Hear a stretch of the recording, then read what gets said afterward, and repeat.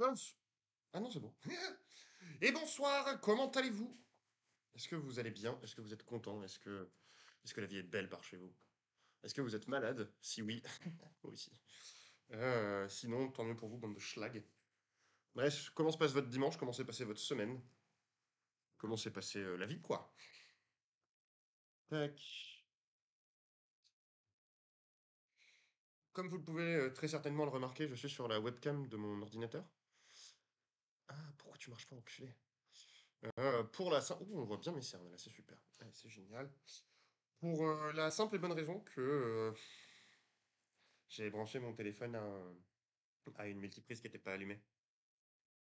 Parce que je suis super, trop intelligent. C'est con quand même. Et que, comme on le sait tous, ma webcam, enfin mon téléphone chauffe beaucoup trop si je le charge tout en faisant tourner la webcam. Et voilà. Oui, j'aurai une webcam pas connectée à mon téléphone, lundi. Peut-être cet après-midi si Nicolas a pensé à la ramener, parce que je le vois après. Sinon lundi, et on va probablement parier sur lundi. Comment allez-vous? Alors, je vais passer mon live, je pense, à me moucher, parce que la vie est belle, les oiseaux chantent, et j'ai le nez pris. Voilà, vous m'excusez. Euh, c'est absolument horrible. Dondour! Ta gueule, je parle pas comme ça, même avec le nez bouché. Enfin, hier, c'était ça, par contre, j'avoue. Hier, je... Alors, attendez, je vais me centrer. Je suis centré là, par rapport à la caméra? Mais oui, je suis centré, parfait. Hier, je parlais comme ça, j'avoue. Aujourd'hui, ça va mieux, parce que les gros problèmes que j'avais ici sont tous descendus là. Trop bien. Donc voilà. Hmm. Excusez-moi, j'ai oublié de lancer un truc, je reviens dans une seconde. Paf, paf, Streamlabels, pour voir les gens qui font des connexions. Barbatruc, non, nique ta mère, Mathieu. Enfin, non, nique pas ta mère, Mathieu, parce que c'est dégueulasse, on n'est pas en Alabama. On est bon. Non, ah, la gravité est merveilleuse. Ouais, alors, pour avoir... C'est une chose que personne n'a envie d'entendre, mais pour avoir travaillé en iPad, Euh, la gravité est merveilleuse jusqu'au moment où on aura nos parties intimes qui toucheront nos genoux. Et à ce moment-là, ce sera moins merveilleux. Sauf si on s'en sert pour se battre. Mais ça fera mal du coup. À nous-mêmes. Et à l'ego de la personne qui prendra les coups. Enfin voilà. On va peut-être s'arrêter là sur les testicules de nos ancêtres, de nos anciens. Euh, Comment ça va les piou Est-ce que, euh, est-ce que vous êtes partant pour le live d'aujourd'hui? Aujourd'hui donc. Alors attendez, est-ce que tout est prêt? Tout est prêt? Mais oui, tout est prêt. On va juste enregistrer, parce qu'on n'est pas un connard. Aujourd'hui, on va bosser sur un truc un peu particulier. Euh, c'est donc le secret de la maîtrise de l'hélicobite. Oui, monsieur.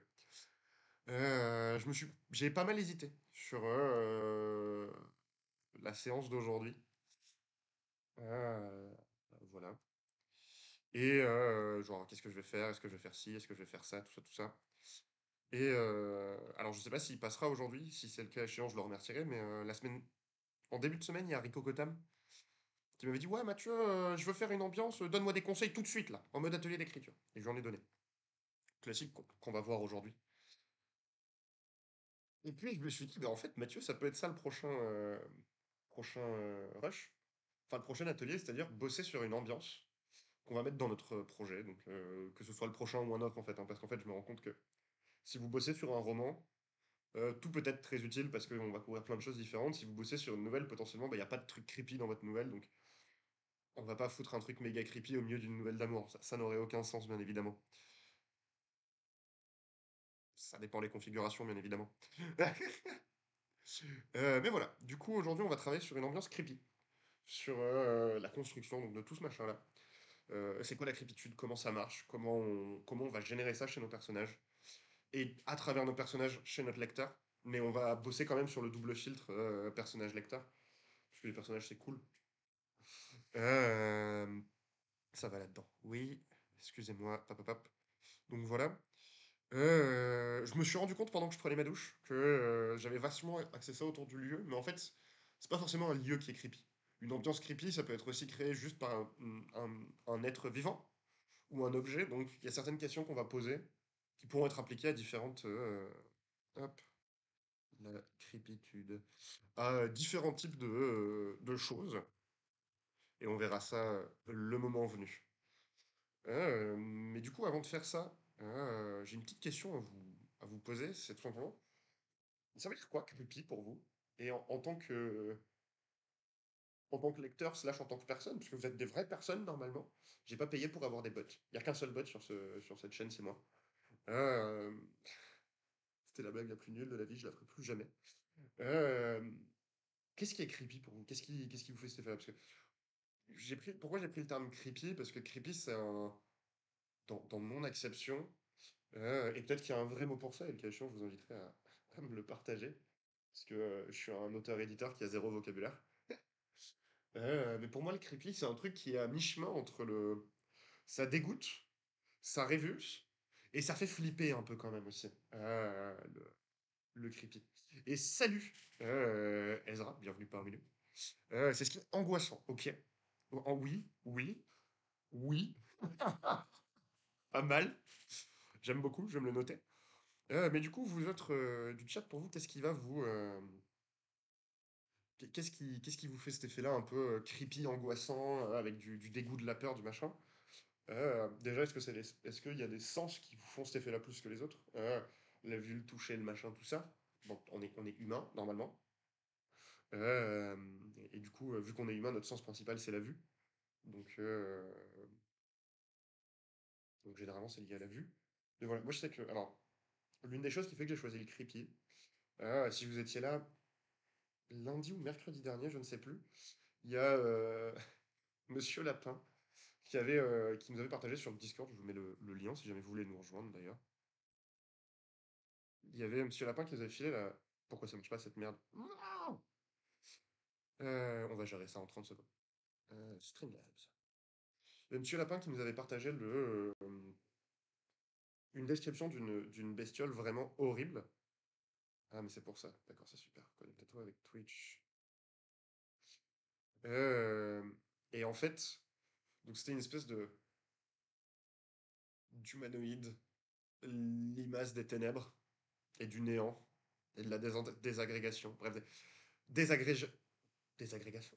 Oui, désagrégation. Donc des trucs hyper sympas et qui vraiment m'avaient fait un effet de ah bah je vais vomir. Donc on va tous se faire vomir les uns les autres aujourd'hui parce que c'est super drôle. C'est pas super drôle, mais vous avez compris.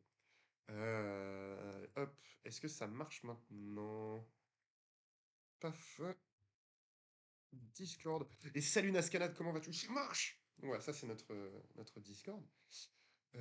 Et du coup, en y réfléchissant à ce truc-là, de bah, qu'est-ce qui, moi, me creepy, je sais que les deux choses qui vraiment me font cet effet mi-angoissant, mi-dégoût, euh, c'est les choses qui ont trop de bras. C'est vraiment très spécifique, mais c'est un vrai truc. La simple idée qu'il y ait des androïdes, sortir des, qu'on puisse pas déterminer des humains, et que du coup, tu sais, ils peuvent s'ouvrir le visage, machin, ça me... Les laboratoires, enfin les laboratoires version truc un peu sale, et de manière générale, tout ce qui est gluant ou proche des insectes. Voilà, ça c'est vraiment le... C'est un spectre assez large, mais voilà. Ouais, c'est vraiment tous ces trucs-là qui ont tendance à me faire ça fait. Vraiment, c'est hyper bizarre ce truc de plus trop de bras. Mais je sais pas si vous avez déjà vu. Putain, c'est dans. Je crois que c'est dans Avengers Infinity Wars. Où il y a genre l'armée de Thanos qui arrive. Et dans l'armée de Thanos, il y a plein de machins. C'est genre des mecs géants qui ont genre 4 5 bras de chaque côté. Enfin, des mecs grands, enfin, des bestioles grandes qui ont 4 5 bras de chaque côté. Et moi, ça me. Hmm. Il y a des gens, je sais que ça les excite. Moi, non. Moi, non. Ça veut dire que le machin, il peut m'attraper les bras avec ses bras, mais il peut aussi m'attraper les jambes avec les bras. Il peut tirer sur les quatre en même temps. Oh. Voilà. Euh, et vous, avant qu'on lance cet atelier sur la création de la crépitude dans notre dans notre prochain projet d'écriture. Et je vais en profiter pour ouvrir mes petits fichiers, histoire d'être bien préparé. Ça, on est bon, ça, on est bon. Ça, si je le ferme, on n'a plus d'image, donc je le ferme pas. Tac, tac, tac. Hop, ça, c'est bon.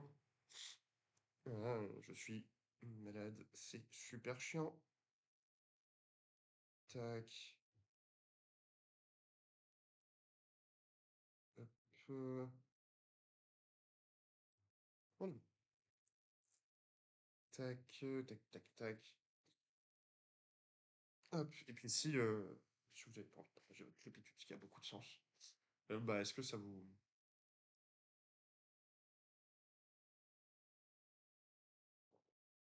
Il est là, mon énième café. Non, c'est mon septième, mon septième ou mon huitième aujourd'hui. C'est une mauvaise idée. Je vais trembler à la fin du live. Alors que j'ai pas pris de drogue depuis plusieurs semaines. Plusieurs mois. Plusieurs mois. Je devrais pas m'en vanter comme ça.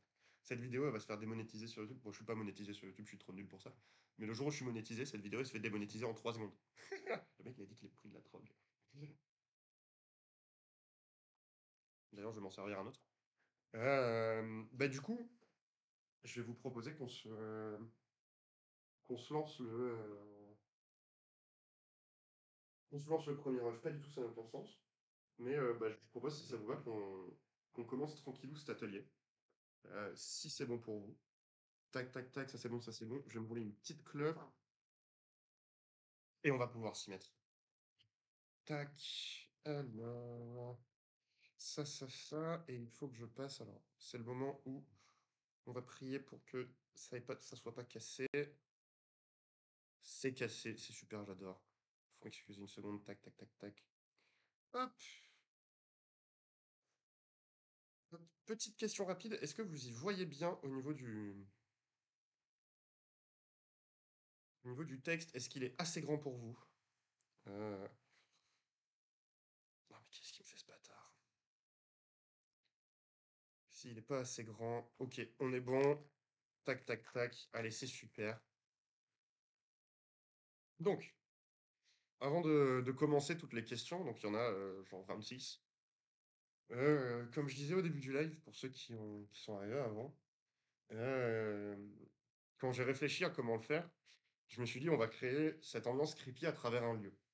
Pourquoi? Parce que tout simplement, c'est ce qui s'adapte le mieux à mon prochain projet, puisque euh, il y a un lieu dans lequel une personnage va arriver où ça va être vraiment creepitude sur 100, truc vraiment hyper vénère, etc., etc. Le truc, c'est que la creepitude, c'est pas forcément des lieux. Ça peut être plein de choses différentes. Ça peut être donc comme j'ai une créature, plein de trucs. Donc, eh ben, on va pouvoir réfléchir. Enfin, les questions, normalement, s'adaptent plus ou moins toutes. Donc, ça devrait le faire. Puis, si ça le fait pas, on trouvera des alternatives. C'est le propre de cette chaîne. C'est qu'il y a plein de trucs qui marchent pas, mais on finit toujours par les faire marcher avec du scotch, des agrafes et des sacrifices. Ok. La première question qu'on va se poser, c'est alors, je vous invite, si vous le voulez, à partager vos questions vos réponses dans le chat. Nique ma race du roulage de clope. Si vous n'avez pas envie, vous n'êtes absolument pas obligé. Euh, tac. La première question qu'on va se poser, donc, c'est à quel moment du récit va avoir lieu cette ambiance? Cette question, elle est un peu anodine, vue comme ça. Parce qu'on pourrait se dire, enfin, il y a des récits pour lesquels ça n'a pas forcément d'intérêt. Mais, par exemple, si cette ambiance creepy qu'on va créer là, c'est la première chose sur laquelle votre lecteur il va tomber, par exemple, ça pose un cadre et des attentes de la suite assez vénères. Parce qu'on a déjà tous vu des films où on commence par un truc méga sale, et où derrière, après, c'est un peu plus mignon, voire ça l'est complètement, mais on peut pas s'empêcher de se dire, genre, ouais, mais en fait, au début, j'ai vu ce machin horrible, ça va revenir. À contrario, quelque chose où un récit où tout se passe bien, tout le monde il est beau, il y a des bisounours et des papillons, et d'un coup, vers le milieu, il y a un truc hyper crispy qui arrive, comment dire, quand on joue sur des jauges hyper vénères d'émotions et de ressentis chez nos lecteurs, on crée et modifie les attentes qu'ils ont par rapport à la suite. C'est pas forcément quelque chose qui va changer tout le roman, mais ça peut être sympa de se poser la question.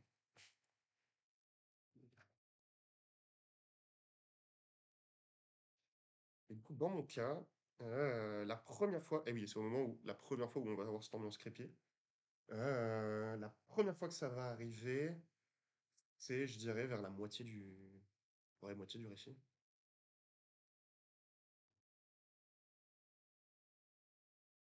moitié du roman. Tac. Ok. Hop. Mauvais bouton, Mathieu. Pourquoi ça me casse les couilles? Donc ensuite, euh, on va, alors bon, ça c'est un titre, hein. On va rentrer, donc moi j'ai mis lieu, ça peut être une créature machin. La deuxième question qu'on va se poser vis-à-vis de, script, de cette chose creepy, donc vous, moi ça va être lieu, mais on pourrait se poser une question de bah, qu'est-ce qui va générer la crépitude? Est-ce que c'est un lieu? Est-ce que c'est une créature? Est-ce que c'est un objet? Est-ce que c'est... Voilà. Et dans cette question-là, la première chose, c'est quel type de lieu ou de créature va créer ça? En relativement peu de enfin, c'est vraiment juste un mot. Est-ce que c'est un... si vous êtes sur un lieu, est-ce que c'est un laboratoire? Est-ce que c'est un champ de bataille? Est-ce que c'est le bureau du directeur parce que c'est creepy l'administration? Bref, vous avez l'idée. Dans mon cas, ce sera un laboratoire.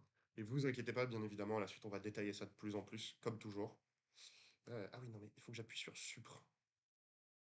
Hop! Salut mon petit spatiosaure, comment tu vas? Aujourd'hui, on travaille sur la crépitude pendant l'atelier.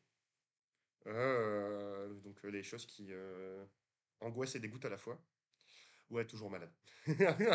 Beaucoup moins, mais toujours. J'ai plus de fièvre. Sinon, je ne serais pas sur les lives. Et du coup, on a commencé à se poser les premières questions donc, sur la crépitude de notre projet. Et on s'est demandé quand est-ce que ça va avoir lieu dans le récit, milieu, début, fin. Quel type de lieu ou de créature va le faire. Et ensuite, où se trouve. Ah ouais, cette question-là se pose pas pour les créatures, typiquement. Où se trouve le lieu. Donc, troisième question, c'est vraiment on a le type laboratoire. Où il se trouve, ça va être un peu plus précis. Par exemple, c'est un laboratoire qui se trouve dans le palais. C'est un laboratoire qui se trouve, qui est caché à tel endroit. Bref, un peu plus d'informations sur la localisation. Ça marche avec la bestiole aussi, finalement. Mais c'est-à-dire, où est-ce qu'on va le rencontrer? Euh, voilà.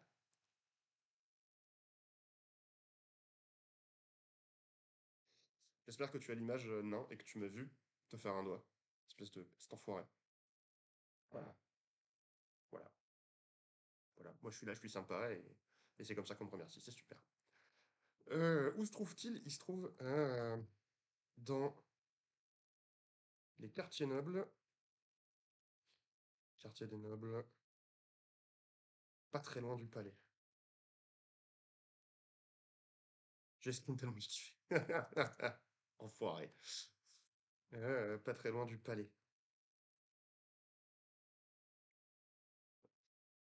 Si tu m'envoies le screen, je demanderai à Wask s'il est chaud de me faire une émote avec moi qui fait un doigt en étant malade.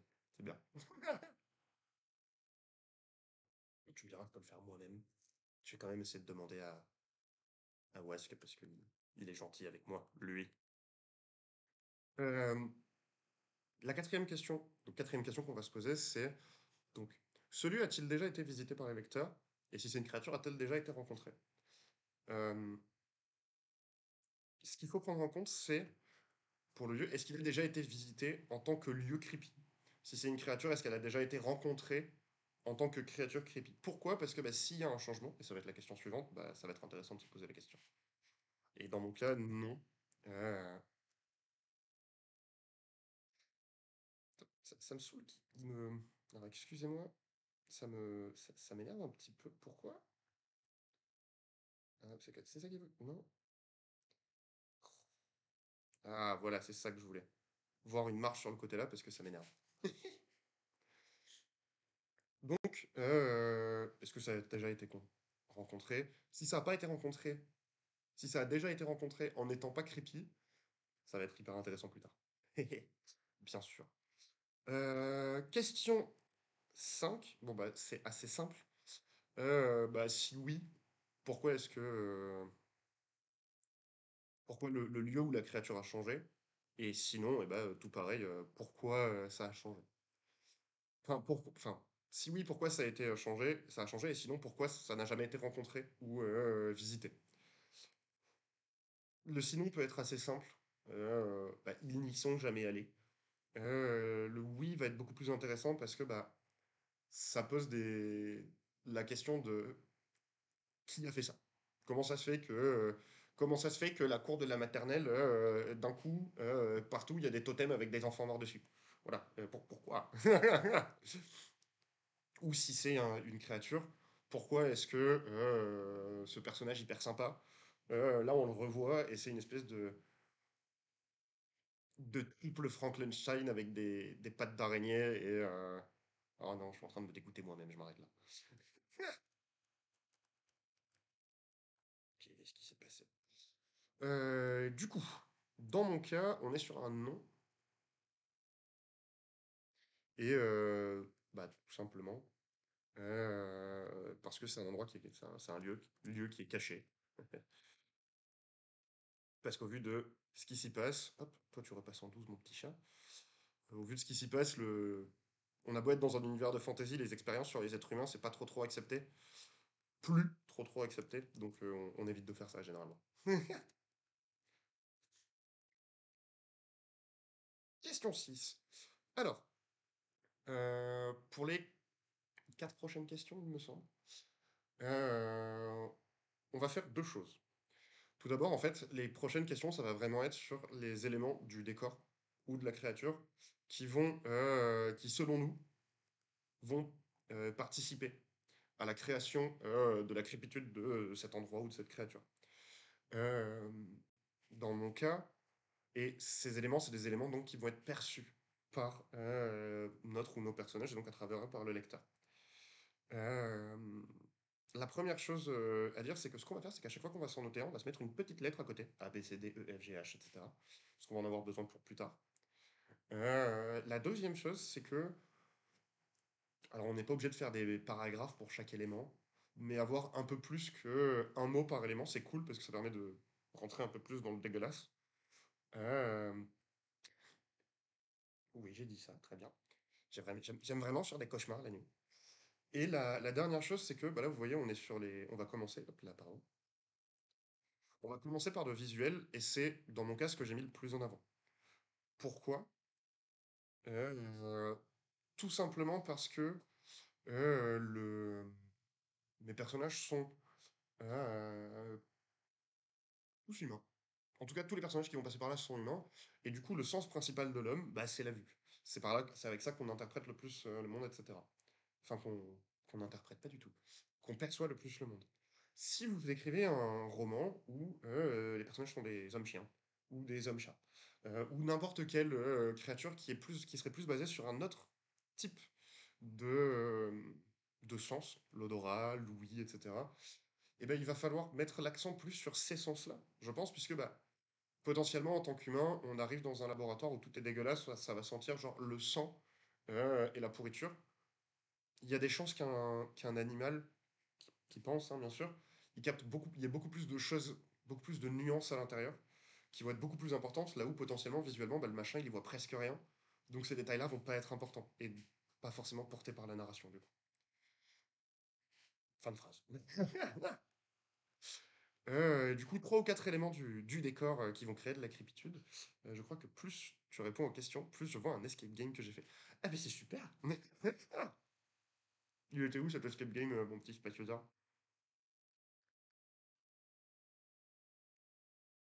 Alors, dans les éléments du décor, bah déjà, il y a petit A. Vous savez, on en voit dans Baldur's Gate, et puis c'est des trucs vachement moyen jeu. Vous savez, c'est des espèces de croix en bois sur lesquelles il y a des gens et on les a ouverts. Euh, Gens, envie ou non, attachés à des croix en bois. Pas les croix de Jésus, hein, les autres. Avec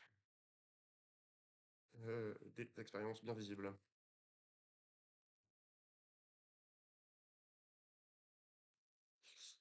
Petit B.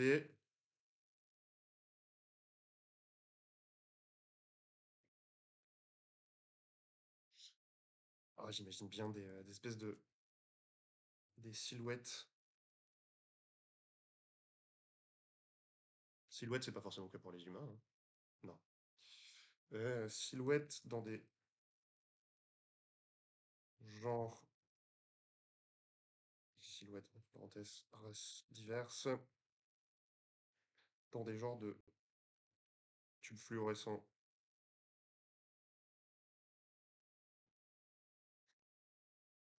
Silhouettes, races diverses.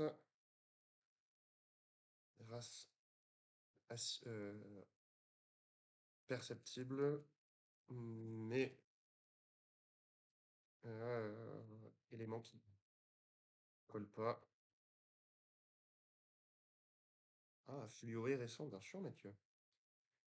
Et en petit c, je vais partir sur 3.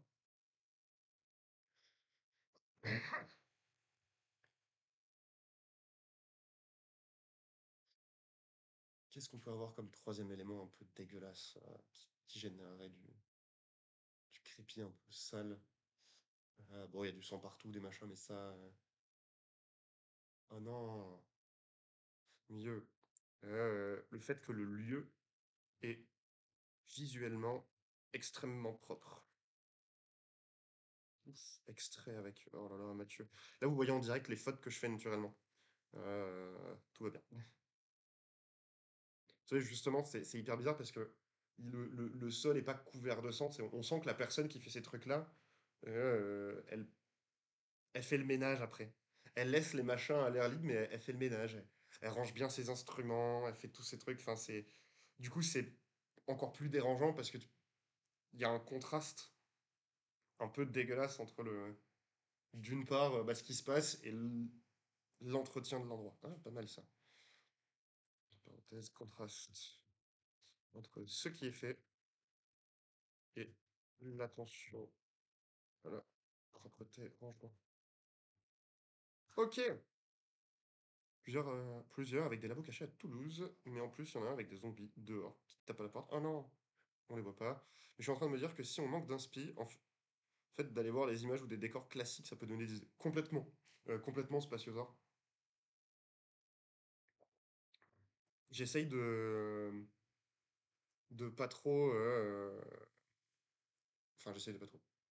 Je l'avais pas mal fait pendant les ateliers world building, d'utiliser Pinterest pour avoir des idées. Mais n'hésitez pas à vous servir de bases d'images comme Pinterest, etc. pour trouver de l'inspi. Il y a des artistes qui font des choses phénoménales sur ces plateformes. Donc, inspirez-vous, puisez, tout ça, quoi. Oui, ce genre de labo pour l'ambiance, il faut que ce soit soit ultra propre, soit ultra sale. Oui. Et au vu de la personne qui fait ça, c'est forcément ultra propre. Parce qu'il aime pas se salir. Petit 7.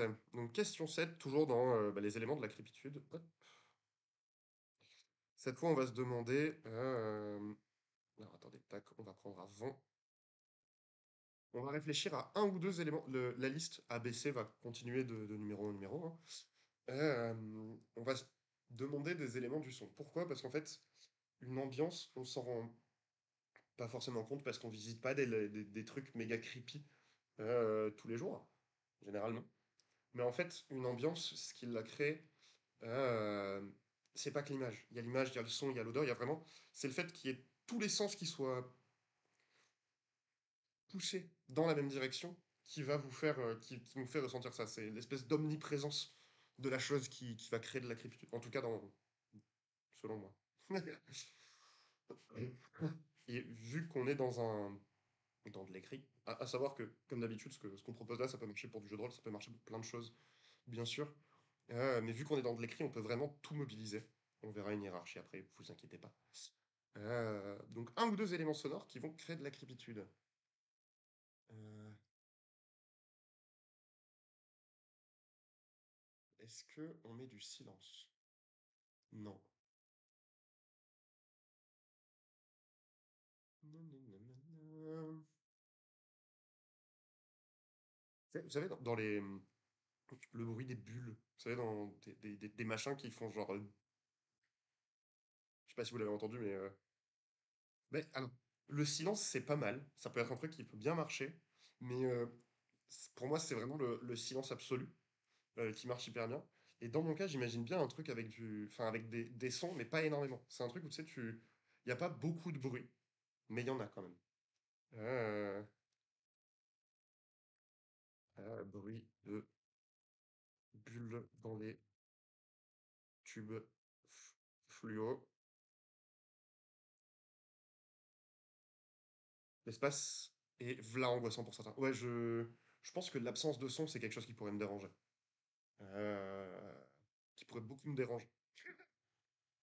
S'il y a vraiment rien, genre t'as pas de bruit dans la rue, t'as pas de bruit de machin, donc, euh, bruit des bulles dans les tubes fluo. Et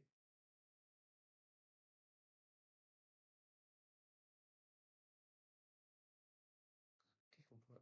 Ah, je prendrais bien un deuxième truc quand même.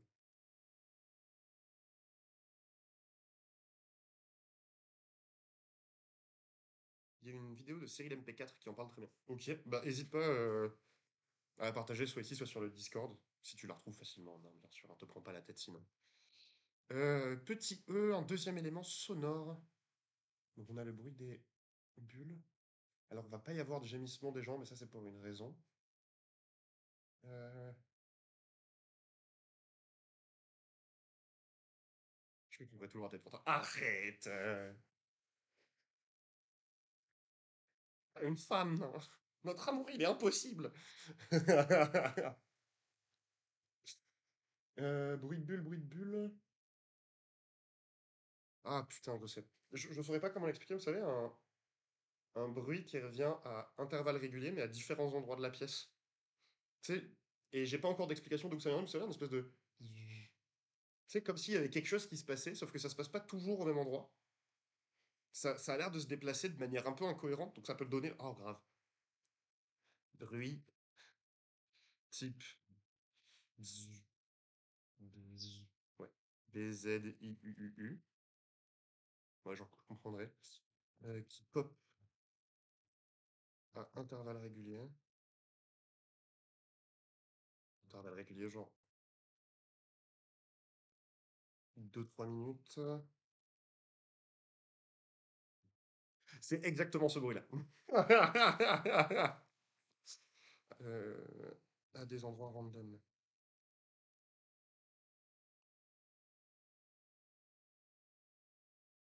Alors, je vais m'ouvrir ça dans un autre lien. Hop, on met en pause.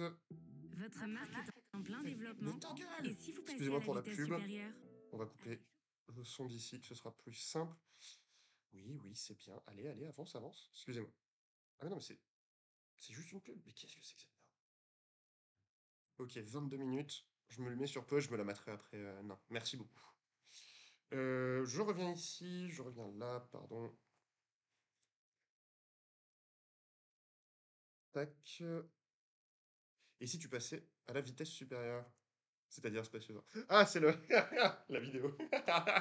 Le fait ta gueule! Il était trop beau. Oui, je dis souvent à la technologie de fermer sa gueule parce qu'elle me saoule. On avance. Question 8. Bah, cette fois, on va être sur un ou deux éléments olfactifs. Alors, j'ai mis gustatif parce que j'ai pas trouvé le truc. Mais techniquement, c'est aussi de l'odeur. Mais vous savez, il y a l'odeur qu'on sent par le nez et il y a l'odeur qu'on sent par la bouche. C'est un vrai truc, vraiment. Ouais, je crois que c'est ce qu'on appelle la flavor. Genre l'odeur qui rentre là et qui capte des machins dans la gorge. Et c'est pas les mêmes qui viennent des deux côtés. Voilà. Bah, tout simplement des éléments comme ça qui vont créer de la fluidité parce qu'il en faut. Il en faut plein.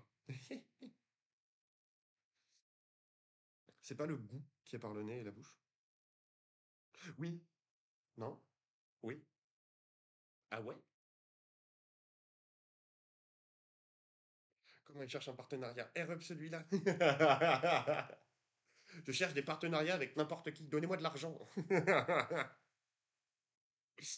Mais effectivement, Spatiosaur, c'est la bouche qui. Parce que ça passe là, il y en a une partie qui remonte. Effectivement. Tu as tout à fait raison, et j'espère que Madame Clastre, ma prof de barman, ne verra jamais cette vidéo.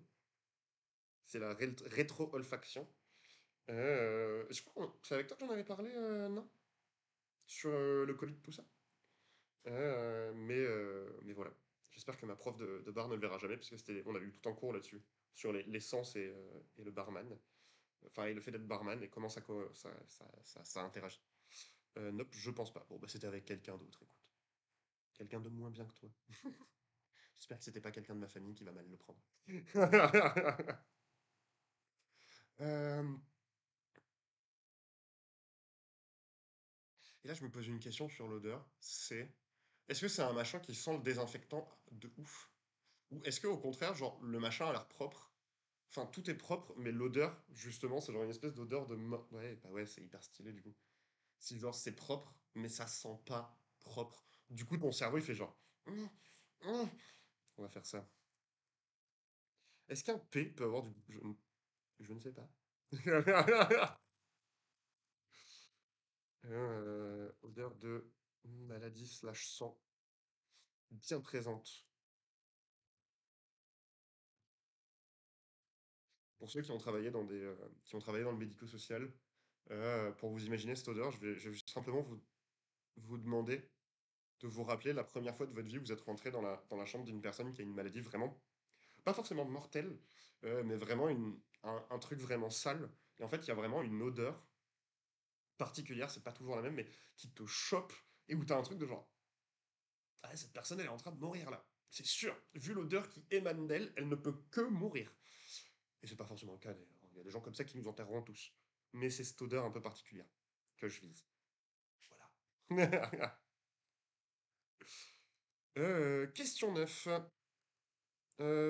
Supre. Allez, on remonte quand même. La question 9, on est toujours dans ces éléments-là. Et c'est la dernière de ce type-là. Ça va être un ou deux éléments d'une autre nature que j'ai pas trouvé qui vont participer. Il y a l'odeur du désinfectant d'hôpital.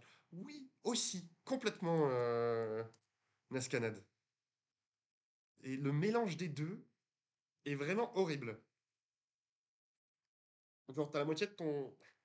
Il y a la moitié de ton nez, il sent le dissolvant, l'autre moitié, il sent la maladie de la mort, et t'es là en mode genre... Voilà. Question 9, et ben, un ou deux éléments autres qui vont participer à ça. Vous l'avez sûrement remarqué, c'est ce que je fais depuis le début, mais ce qui va créer de la crépitude, c'est pas seulement des éléments pris différemment les uns des autres, mais c'est comment ils interagissent entre eux. Donc là, ça peut être quelque chose, c'est par exemple ce truc de bah, c'est hyper propre, mais il y a une odeur de maladie de la mort, donc c'est hyper chelou. Euh, Ça va être un moment où on ajoute quelque chose dans ce sens-là. Les types d'éléments, bon, je l'ai écrit dans la question, mais ça peut être la température, ça peut être le toucher, ça peut être le sens de l'équilibre qui est chelou, vous savez, genre le truc de, genre il se passe quelque chose et je sais pas comment dire. Je saurais pas trouver de situation, mais où c'est comme si ton équilibre il était pas normal. Potentiellement, ça peut être la sensation d'attraction. Vous savez, par exemple, une bestiole qui, genre, en plus, on la regarde et on a l'impression qu'on est tracté à elle alors qu'il se passe rien. On sait que notre corps bouge pas, mais on sent le. Donc, ça peut être ça. Bref, un ou deux éléments en plus. Euh, pour le toucher, ça peut être le toucher réel. Ça peut être l'impression de toucher, qui va être à mi-chemin avec le visuel, mais de quelque chose qui a l'air flasque ou des trucs comme ça. Enfin, c'est visuel, mais il y a aussi ce truc de on peut le sentir presque. Vous savez, voilà. Pourquoi je fais des lives là-dessus? Je vais faire des cauchemars cette nuit. Putain, casse les couilles. Je déteste les hôpitaux pour ça. Quand je rentre là-dedans, j'ai cette odeur qui me fout la gerbe. Oui. Même quand je passe à l'accueil, c'est bon. Oui, j'entends tout à fait. Du coup, température, non, j'imagine pas. Équilibre, non plus. Euh, Ça peut aussi être des choses de l'ordre de ce qu'on veut faire sortir dans l'ambiance, genre une espèce d'ambiance de tranquillité, qui peut pas être expliquée par autre chose que bah il y a une tranquillité qui est là dans cet espace et le froid peut ajouter du creepy. Toujours, toujours le froid ça marche. Je pense que je vais, pour l'instant, après, ça me permet d'aborder, donc petit G, 3++. Euh, un truc à prendre en compte, c'est que là, les choses qu'on pose, euh, c'est des bases. Rien n'empêche plus tard de de les modifier, de se rendre compte que, ah putain, mais en fait, j'ai dit que ça c'était froid, mais maintenant que je suis en train de l'écrire, s'il faisait chaud, ça irait beaucoup mieux. Enfin, comme toujours, notre texte, on peut le modifier jusqu'au moment où il existe en tant que livre à part entière. Et même à ce moment-là, on peut choisir de le refaire. Bon, c'est bizarre. Mais on peut. Donc voilà. Tant qu'on n'a pas posé un point final, lancé l'impression, changer. C'est vous le chef du livre, pas le contraire. Ok. Question 10. Donc, on a toute notre liste d'éléments, donc on va jusqu'à G, A, B, C, D, E, F, G. Donc moi j'en ai 7. Notre question 10, ça va être parmi tous ces éléments, hop, alors, tac, lesquels vont le plus, euh, lesquels ont le plus de poids dans la crépitude. Alors ça, c'est une question qui est hyper subjective, mais en fait, ce qu'on va se demander, c'est tout simplement quels trucs vont vraiment avoir ce poids. Genre, des fois, il y a des choses qui vont. Il y a plein de choses creepy, mais le plus creepy, c'est quand même que la bestiole, elle est genre des espèces de veines avec des trous qui purulent en permanence. Et ça, c'est vraiment le machin qui va genre. Voilà. Un chaud-froid dans le genre. Le personnage prend un truc qui doit être chaud et c'est froid ou inversement. Oh, pas mal. Pas mal du tout, Nescanat, ça. Effectivement, ça peut être hyper dérangeant et participer à ce truc-là. J'aime beaucoup. Du coup.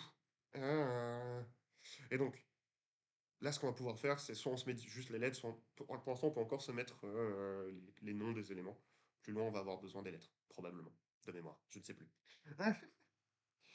Euh, je pense que dans mon cas, ce qui participe le plus au creepy, c'est toute cette question de...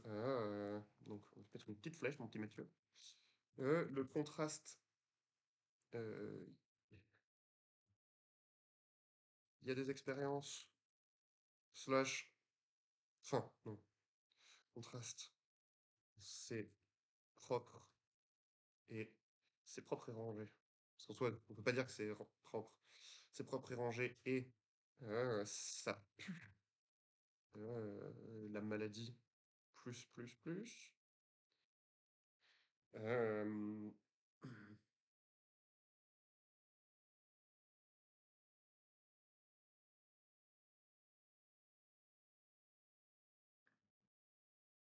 et en deuxième c'est les tubes à essai qui font blablabla.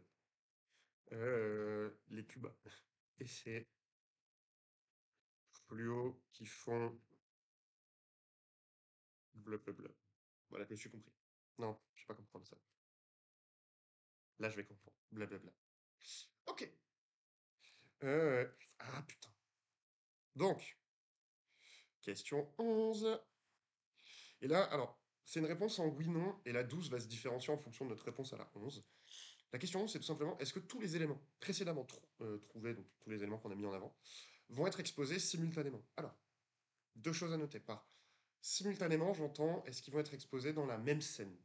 On va pas forcément faire une liste avec tout, et tout ne va pas être dans le même truc, au sens où, bah, dans mon cas, la personnage qui va visiter ça la première va arriver dans cet endroit-là, et du coup, en fait, en y arrivant, elle va, le bruit qui fait bzzz, elle va pas les capter tout de suite. Elle va les capter plus tard, mais ce sera dans la même scène. Par contre, si tout n'est pas capté, donc dans mon cas, c'est oui. Mais c'est possible qu'on est chez une créature, ou dans un lieu d'ailleurs, soit que le lieu, il y ait plusieurs pièces à l'intérieur de cet espace, et qu'en fait, chaque pièce ait des trucs différents qui soient plus importants, soit que tout simplement on est une créature, on a fait toute cette liste-là, et il y a certains des éléments de cette créature qui n'apparaissent qu'à partir d'un certain moment. Que si on l'observe longtemps, ou si elle est blessée ou quoi. Bah dans ce cas-là, on est dans le nom. Fin de phrase.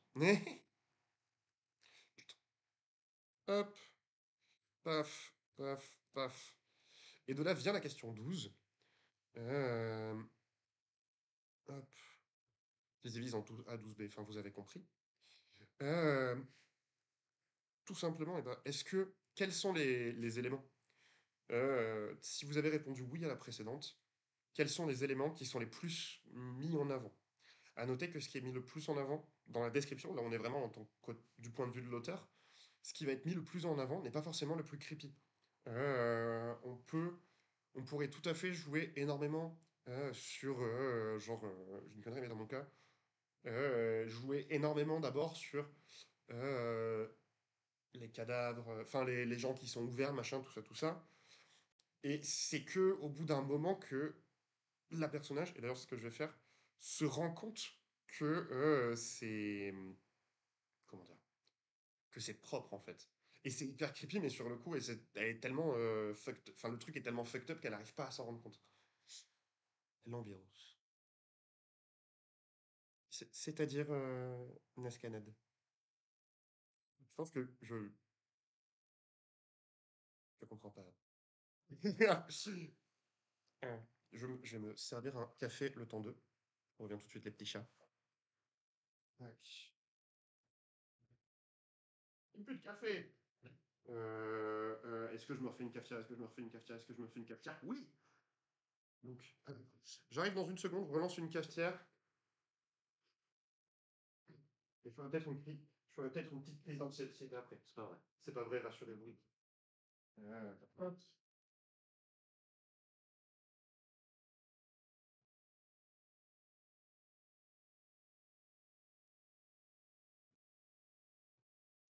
Tac, tac, tac. Ah oui, bon, du coup, tant que l'histoire de que ce soit pas juste il y a personne et il y a pas de son, il serait chelou. Crépi? Non. Euh, je le dis d'habitude, j'ai oublié de le dire là. Mathieu, c'est pas bien. Est-ce que je me pose toutes... est-ce que je pense que tout le monde doit se poser toutes ces questions pour créer une scène creepy? Non. Et je me les pose pas non plus. Par contre, bah, ça peut être pas mal pour s'entraîner. Ça peut aussi servir de grille, disons, de lecture. Au sens où bah, on a fait notre scène, machin, tout ça. On a l'impression qu'il manque quelque chose pour vraiment parachever, j'adore ce verbe, parachever la crépitude de l'endroit, de la scène, etc. Et ben dans ce cas-là, toutes ces questions qu'on se pose là, on peut juste les prendre en mode, mais attends, est-ce que j'ai mis ça, est-ce que j'ai mis ça, est-ce que j'ai mis ça? Ah putain, je me rends compte que j'ai pas mis d'éléments de trucs sur l'odeur. Et en fait, ça va vraiment me permettre de rendre un truc genre, Phoenix sa mère. Excusez-moi, louer sur la son capture. Oui. Moi, j'étais parti sur sur l'idée que l'ambiance oppressante crée déjà la base pour l'introduction des événements effrayants. On est mal à l'aise et paf, du surnaturel par exemple. Complètement, complètement en Ascanas. De ouf. Et ouais, et d'ailleurs, ça peut même faire un. On peut avoir quelque chose où, d'ailleurs, il peut y avoir un contraste hyper stylé. Euh, enfin, pas un contraste, mais genre un prolongement, vous savez, où on dépasse par l'absurde. Genre, on est là en mode, ok, c'est vraiment, vraiment, vraiment super dégueulasse, nique sa mère. Et d'un coup, il y a un truc encore au-dessus qui pète, et on est là en mode genre, bah d'accord. Ah, bah ok, auteur, viole mon imaginaire, y a pas de problème. Mais oui, oui, complètement, Nascanad. Et du coup, dans mon cas, ce qui va être le plus mis en avant, ça va être les tubes à essai fluo. Je les aime, ces tubes à essai fluo. Et les gens sur des croix avec les organes à l'air.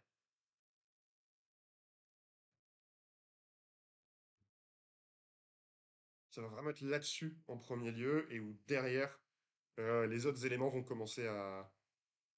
Non, non, ça va être les gens sur les croix, les tubes à essai va les capter après, et l'odeur. Parce que la première personnage, et on va y venir, on y est presque, je crois, qui va voir... ça, c'est une chasseuse, et c'est une chasseuse qui a un odorat très développé, comme tous les chasseurs. Non, c'est pas vrai. Et où du coup, en fait, elle, ça va vraiment faire un truc de ouf. Donc ça va être la première chose qui va être vraiment mise en avant, de manière plus plus. Et bah du coup, pour rappel, vu qu'on est en fait dans la lecture, enfin du côté auteur, bah forcément c'est conditionné par qui voit les choses, tout ça. Personnage 1. Mon cerveau vient de bugger parce qu'il faut que j'aille faire pipi. Je vais finir ma phrase avant. On va explorer deux personnages. Pas dans ce sens-là, non. Euh, Pardon, je trouve que ma vanne était super. Euh, on va explorer la perception de deux personnages sur cet endroit-là. Ce que j'appelle personnage 1, c'est le premier du récit qui va, à travers lequel on va le découvrir. Ça n'est pas forcément un gentil. Ça peut être la personne qui a créé l'endroit ou qui travaille dans l'endroit, ça peut être la personne qui a créé la créature. Euh, mais voilà, on va voir à travers ce personnage-là, et ce qui va être important là-dedans, en fait, c'est bah, du coup tout ce que, d'un point de vue émotionnel et psychique, psychologique, comment ça va modifier, que ce soit un gentil ou un méchant d'ailleurs, ou enfin modifier, accentuer, contraster toute la liste qu'on a fait précédemment. Je reviens.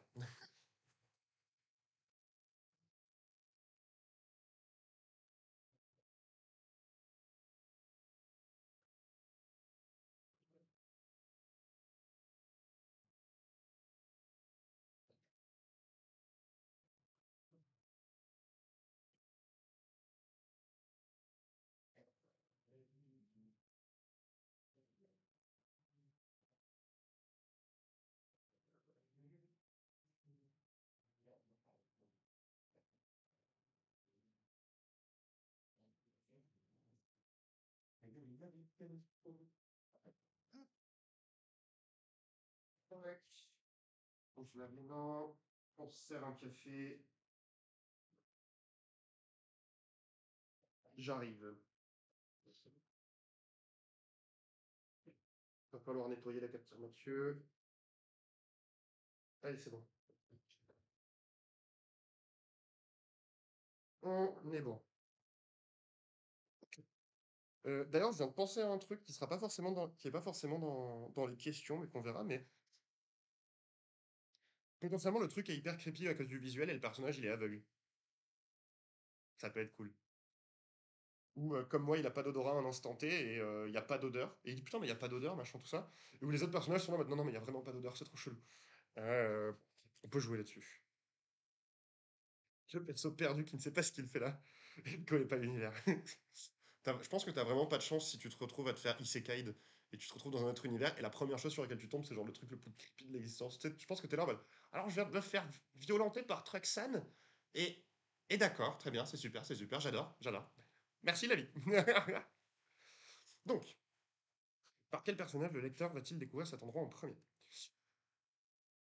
Eh ben, j'hésite beaucoup. J'hésite énormément. Il y a deux personnages qui pourraient coller à ça. Euh, et je... En gros, il y a une des victimes qui va pas mourir. Parce qu'il y a d'autres victimes qui vont mourir. Il y a une des victimes qui va être retrouvée. Je dirai pas son nom parce que je vais spoiler le roman. Et il y a le mec qui fait ça. Euh, et c'est de là où une relation très très importante puisque le mec qui fait ça, il maintient cette victime-là en vie pour lui faire du mal. Enfin, pour faire des expériences sur les gens qu'elle aime bien. Mais je sais pas si il y en a. Ça n'aurait de sens, à mon humble avis, qu'il n'y ait. Ça n'a de sens que s'il y a un seul des deux qui y est. Et là, du coup, question pour vous autres lecteurs et auditeurs et spectateurs. Et voilà. D'après vous, vous lisez un roman où il y a des gens qui ont disparu. Euh, est-ce que c'est, est-ce que ça pourrait avoir plus d'impact de votre côté on a des chapitres à des moments où il y a l'un des mecs qui participe à faire disparaître les gens, machin, tout ça. Et on a son point de vue à lui et ce qu'il fait. On ne sait pas qui c'est, on ne connaît pas sa véritable identité. Mais on a ça, et au bout de peut-être le deuxième ou le troisième chapitre, on se rend compte que bah, les gens qui ont disparu sont là-dedans. Ou est-ce que c'est plus stylé d'avoir le point de vue des chapitres courts sur le point de vue du personnage qui s'est fait capturer euh, et où on comprend pas trop ce qui se passe, et on est juste en mode putain, qu'est-ce qui t'arrive, meuf? Qu'est-ce que. Parce que pour moi, enfin, les deux peuvent arriver, mais les deux peuvent pas arriver en simultané. C'est-à-dire que soit on a le point de vue de ce mec-là, et on avance, et au moment où on découvre que il y a une meuf l'une des gens qui a disparu, elle est là-dedans. Là, on passe à son point de vue à elle, on commence à avoir son truc à elle. Soit On a le point de vue de cette meuf-là et ce qui se passe, et au bout d'un moment, on commence à voir ce mec-là qui apparaît, et après, on a son point de vue à lui. Hmm. Non, il faut pas qu'on ait son point de vue à lui. Si on a son point de vue à lui, on saura forcément qui il est. Ou alors ça veut dire qu'on n'a pas son point de vue en dehors du labo. On va partir sur son point de vue à lui. Alors, lui, je peux vous donner son nom, par contre. Donc, son petit nom, c'est... Enfin, c'est son pseudonyme, c'est Son. Vous savez, il y a Lumière, machin, tout ça. Bah, là, c'est Son. La semaine dernière, j'avais bossé sur Lumière. Et il fait bien évidemment partie. Et salut, Wanayam! On dirait que je t'ai fait des doigts, je suis désolé. Euh, Tu arrives en plein sur un live sur la crépitude. On a bien avancé. Là, on réfléchit aux personnages qui vont découvrir ce truc creepy qu'on a créé en amont.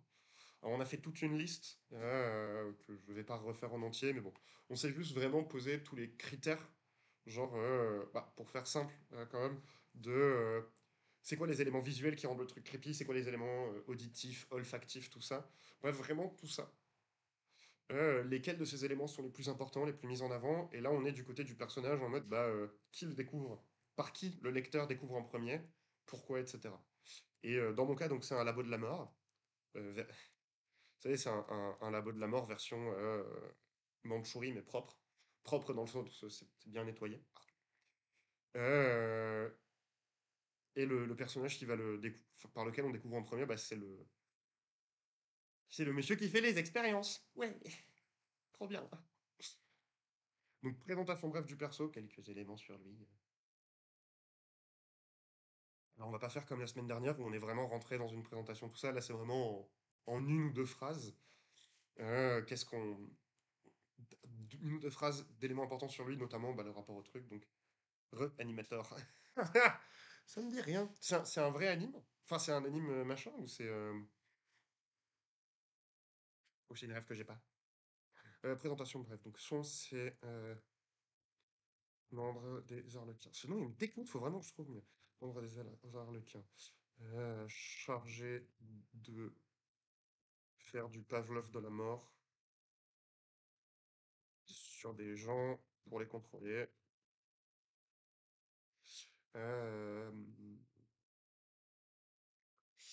Euh, choisit certains d'entre eux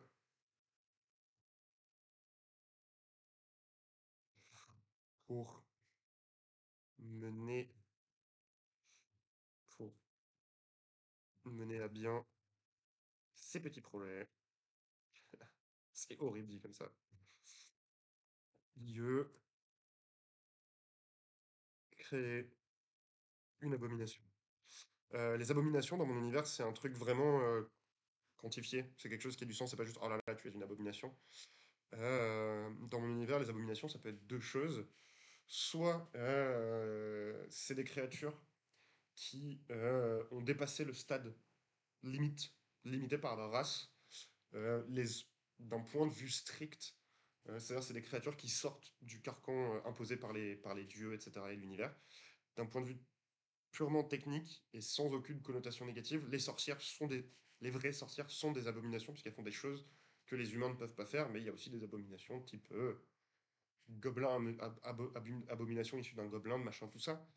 Et le deuxième truc, c'est des entités dans lesquelles on a foutu la bénédiction de deux divinités différentes. On peut être béni que pour un seul dieu. Les êtres vivants ne peuvent supporter la bénédiction que d'une seule divinité. Et en fait, si on fout la bénédiction de deux divinités différentes, la dernière fois que ça s'est passé, ça a créé des espèces de dragons de genre homme, lézard, zombie, insectes dégueulasses. C'était toute une partie de la dernière campagne de jeu de rôle. Mes copains, ils étaient super contents. Et ils n'arrêtaient pas de me dire, Mathieu, pourquoi tu nous fais ça? Une adaptation d'une nouvelle de Lovecraft, un film d'horreur qui a fait les bonnes heures de la VHS. Ok, bah, je vais me prendre la rêve du coup, mon petit Wanayan. Comment vas-tu d'ailleurs Moi je suis là, je parle, mais je ne demande pas. Hop, hop. Et nous disions donc on a fait. Pardon, excusez-moi, il y a eu des petits bugs. Euh, nous faisions ça. Ok, ça va mieux. Question 15. Et ben, ce personnage, ça il a de la crépitude. Pourquoi? Oui, mais pourquoi tu lui fais ça? Écoute, ils veulent jouer dans mon jeu de rôle et dans mon univers, ils le font. Salut mon petit crachoir, comment tu vas? Comment ça se passe la vie en ce moment? Nous, on est en plein dans. Moi, je suis moins malade et on est en plein dans la création de la crépitude. Et pour revenir à ce que je te disais, Wanayem, le... j'ai une conception des univers de fantasy. Je suis désolé, je blablate au lieu de faire les questions suivantes. J'ai une conception des univers de fantasy et de science-fiction d'ailleurs, où en fait, si. Merci d'avoir enlevé le deuxième T. Adorable. Euh, si on a des pouvoirs en plus, si on a des trucs comme ça, et bah forcément, le creepy, en fait, le magnifique va beaucoup plus loin. Parce qu'il y a des gens qui vont aller sur des champs de bataille et ils vont soigner tout le monde en même temps, alliés comme ennemis, parce qu'il faut pas tuer les gens, tout ça. Le creepy aussi. Et si tu fais une campagne de jeu de rôle, pour moi, tu vas forcément faire une campagne de jeu de rôle à l'échelle entre guillemets nationale, c'est-à-dire que tu vas explorer une nation dans tous les sens pour trouver des trucs, et ben tu vas forcément être confronté aux deux. Euh, et vu que mes joueurs, c'est mes copains, je peux plus facilement les torturer sans m'en vouloir. Voilà. Donc je peux tester les concepts les plus crados de l'univers en direct pour avoir des réactions de joueurs en mode ah, c'est comme ça que les gens réagissent, ça serait très bien, très bien. Faut que j'arrive à l'écrire maintenant. Je suis mal aussi. Ah merde, tu fais partie de ces gens qui ont cru que c'était encore l'automne et en fait c'est l'hiver. J'en fais partie. Pas trop la mort, mon grand. Et du coup, on disait, question 15, s'attend-il à de la crépitude? Pourquoi? Euh, Tout simplement. Le pourquoi, ça va être bah, si on oui, s'attend de la crépitude. Alors, si c'est non, c'est non. Enfin, il n'y a pas forcément besoin d'un pourquoi. Si c'est oui, par contre, ça peut être plusieurs choses. Parce que le personnage s'est préparé, parce qu'on lui en a parlé, parce que bref, tout est possible. Et dans son cas, bah, oui, bien évidemment, s'y attend, puisque c'est lui qui l'a créé. Voilà. Pardon. Hop. Oui, je me parle à moi-même en majuscule. Question 16. Et là, on va revenir, vous savez, à notre longue liste d'éléments. Parmi tous les éléments trouvés, lesquels ont le plus d'impact sur lui? Alors, euh, vu qu'on est sur le mec qui a créé le truc, c'est pas parce qu'on a créé le machin qu'il n'y a pas des choses qui peuvent. Enfin, c'est pas parce qu'on est un scientifique fou qui fait des expériences sur des êtres humains qu'il n'y a pas des trucs qui nous dégoûtent là-dedans. Euh, Vraiment au niveau, pas dégoûté au sens nécessairement au sens éthique ou moral, mais vraiment au sens sensoriel. Euh, et j'aurais tendance à dire que lui, euh, il y a des trucs qui le dégoûtent là-dedans.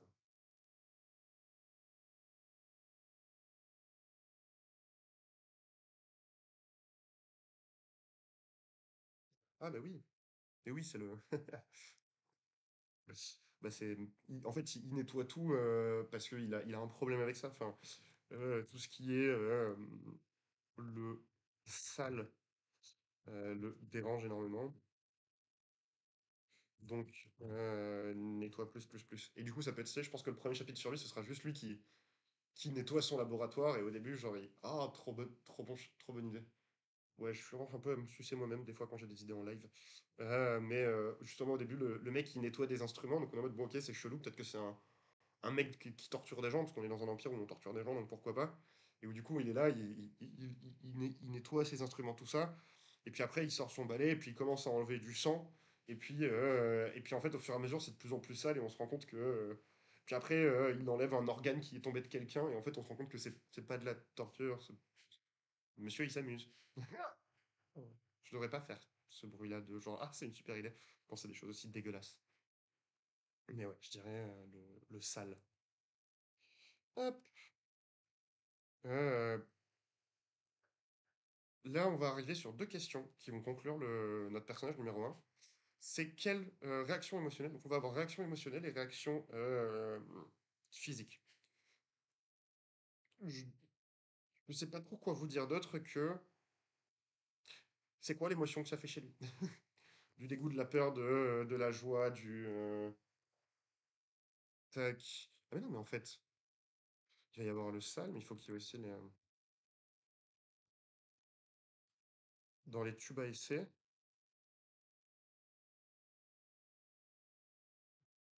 Sauf que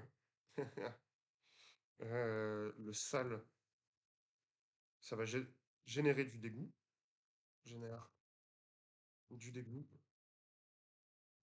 plus. Et, et par contre, les tubes à essai, et c'est là qu'on va se rendre compte que le mec il a des problèmes, ça va générer de l'excitation. Parce qu'en fait, ça fait partie.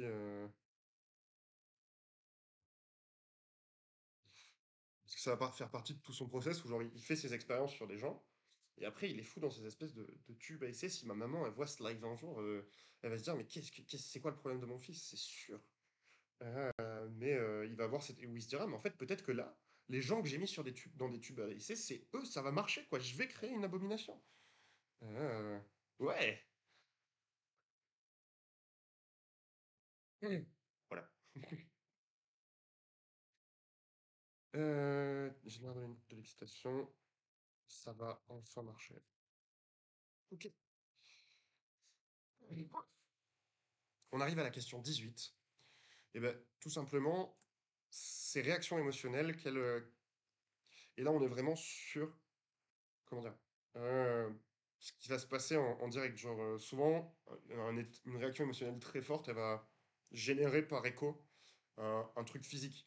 Ça peut être vomir, ça peut être se déplacer, ça peut être fermer les yeux, plein de choses différentes. Mais voilà, qu'est-ce que ça génère chez le personnage de ressentir ces émotions? Et on essaye de faire en cascade de éléments, réaction émotionnelle, réaction physique. À noter que, encore une fois, tout s'applique pas forcément à tous les personnages. Potentiellement, votre personnage, aura aucune réaction émotionnelle parce qu'il est habitué à ça, mais il y aura quand même des réactions physiques. On travaille, quoi. Enfin, on s'arrange. Hop, tac, tac, tac. Pour le sale, c'est pas vraiment une réaction physique, mais c'est le fait qu'il nettoie plus en boucle.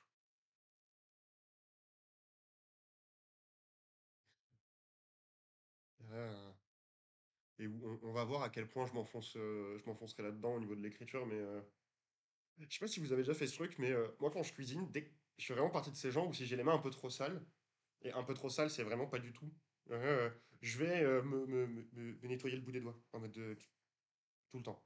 Je pense que je vais faire la même chose avec ce mec. Il se lave enfin, les gens sont ouverts, il est en train de faire ses trucs, puis il s'arrête pour se laver les mains ou pour nettoyer ses instruments alors que ça a aucun sens. Parce qu'on s'attend pas à ça de chez lui.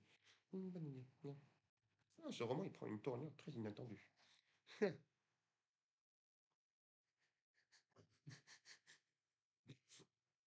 Je nettoie mes gants de cuisine. Ah, c'est extraordinaire l'escalade. Pendant que tu cuisines, du coup, j'adore. Euh, tac. Et pour les tubes à essai, bah, trépignement, quoi.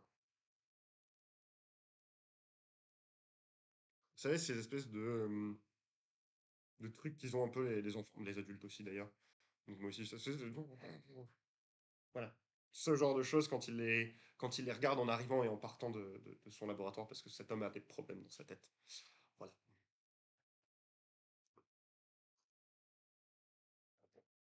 Ok. La question 18 est en fait, on en arrive à la question 19.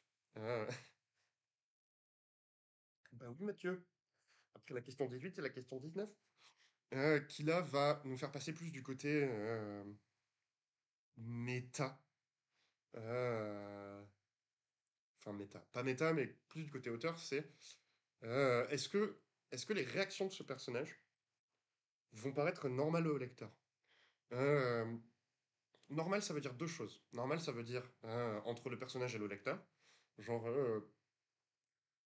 je pense que personne n'est excité à l'idée de voir. Enfin, aucun de mes lecteurs potentiels ne serait excité à l'idée de voir le personnage, de voir des gens dans des tubes à essai fluo en train de muter.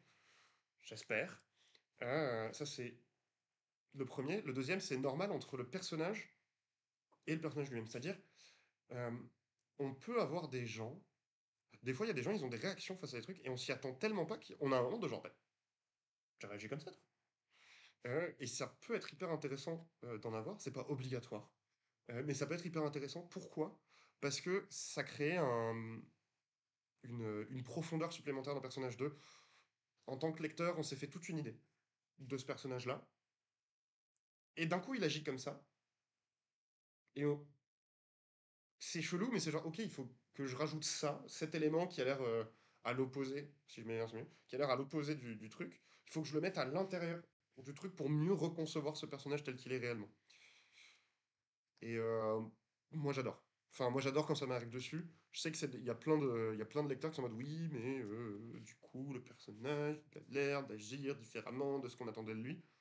Ouais, comme les vrais gens, quoi. Et en fait, techniquement, on peut pas écrire des vrais gens, mais je suis sûr qu'on peut s'en approcher très très peu. J'ai les gants et du tiramisu, du jus d'ananas. Et comme je ne peux pas en mettre partout, je passe un coup d'eau sur les gants. Ok, je vois. Trop bien. Euh, alors,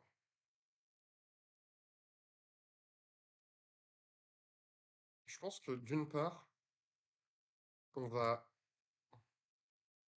on s'attend pas à ce qu'un taré du genre soit dégoûté par le sale. Euh, et trépignement, c'est chelou, quoi. Trépigner d'excitation face à ça, c'est chelou.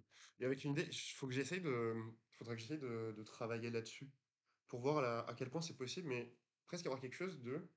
En fait, le mec, c'est l'objectif de sa vie qui est en train de se jouer, donc c'est compréhensible qu'il trépigne d'impatience, mais en même temps, c'est éthiquement pas ok. Pour jouer sur un espèce de. Qui est hyper classique en fait, finalement, hein, mais de vraiment réussir à rendre le point de vue du lecteur sur ce sentiment difficile à trancher. En fait, c'est normal qu'il fasse ça au vu de qui il est, mais en même temps, c'est pas normal qu'il fasse ça. Voilà. En vrai, je fais genre, je fais des trucs hyper fous. Tout le monde passe par. Enfin, il y a plein de gens qui ont déjà écrit ce que j'écris, ou des versions de ce que j'ai écrit, mais j'aime bien inventer des trucs comme si j'étais pas le premier à le faire, mais comme si c'était nouveau. Ne serait-ce qu'au moment de la conception, comme ça me force à vraiment pousser au plus possible pour essayer de réussir. Euh, Personnage numéro 2 du coup. Donc, on va se reposer exactement les mêmes questions qu'avec le personnage numéro un, mais pour un deuxième personnage. La que votre personnage numéro un, il ce soit un gentil, un méchant, le mec qui écrit, etc. euh, nos personnages peuvent être dans le même camp. Il n'y a aucun problème. Mais par contre, on va essayer de trouver, réfléchir à un personnage qui ne va pas avoir le même type de réaction. Surtout s'ils sont dans le même camp. Pourquoi? Parce qu'en fait, comme ça va nous permettre de réfléchir à, d'une part, eh ben, des réactions différentes, mais surtout de montrer à notre lecteur, et c'est pas obligé, enfin, je sais pas comment dire. Ça, c'est juste un exercice de pensée. Potentiellement, tout le monde réagit de la même manière face à la bestiole ou face au lieu, et c'est normal, et il n'y a pas de souci, vraiment. Mais dans l'expérience de pensée, il peut y avoir un truc intéressant de montrer que un même truc génère des choses différentes, parfois basées sur un même sentiment. Genre, tout le monde est dégoûté, mais il y a des gens qui ferment les yeux, il y a des gens qui se bouchent le nez, il y a des gens qui s'enfuient, il y a des gens qui s'énervent, il y a des gens qui veulent casser des trucs, et de montrer des trucs différents qui vont du coup faire que ces personnages qui sont copains, qui sont dans la même équipe, tout ça, et qui ont un même ressenti initial potentiellement, et ben en fait ils sont complètement leur manière de le traiter est différente. Et donc ça les différencie d'autant plus l'un de l'autre. Et du coup c'est cool. Parce que c'est cool la différenciation des personnages. Voilà. Surtout au niveau psychologique. Au niveau physique, je m'en bats un peu plus les couilles de la différenciation. C'est quand même cool, mais enfin, c'est facile de différencier physiquement les gens. Psychologiquement, c'est un peu plus chaud, je trouve. Donc faut y prêter un peu plus d'attention. Fin de phrase. Donc tout simplement, bah, quel autre personnage le lecteur va-t-il découvrir? Alexandre, par quel autre? Bah, dans mon cas, ça va être Mademoiselle Saina, qui est la protagoniste du premier volume. Saina, je peux pas mettre son titre ou son nom de famille parce que c'est du spoil du tome 1 qui sont pas encore sortis. Hop! Donc, et là, on va reprendre dans la même logique, hein. Tac, tac, tac. Excusez-moi, j'ai perdu mon fichier. Où est-ce qu'il est? C'est bon. Donc, présentation brève de notre personnage. Euh, CTRL Z. Protagoniste, tome 1, point. Envoyé par le royaume de l'incendie pour enquêter sur la disparition de deux personnages. Pardon, qu'elle connaît. Plus. Je vous dirai pas lesquels encore une fois. Euh, voilà, hein. Pas très très contente de ces disparitions. Voilà. Hop. Toujours pareil, numéro 22, s'attend-il à de la crépitude? Pourquoi s'attend-elle à de la crépitude? Alors non. Ou en tout cas, pas dans cette mesure-là. C'est-à-dire que quand on est dans un univers de fantasy où il y a des choses horribles qui se passent, et qu'on commence à découvrir des couloirs cachés qui donnent accès à des trucs, on se dit, ça pue. Mais il y a, ça pue, il y a, oh mon Dieu, un charnier. Ça n'a rien à voir. Donc elle s'attend à ce qu'il y ait quelque chose de problématique, elle s'attend pas à être en mode genre. Voilà.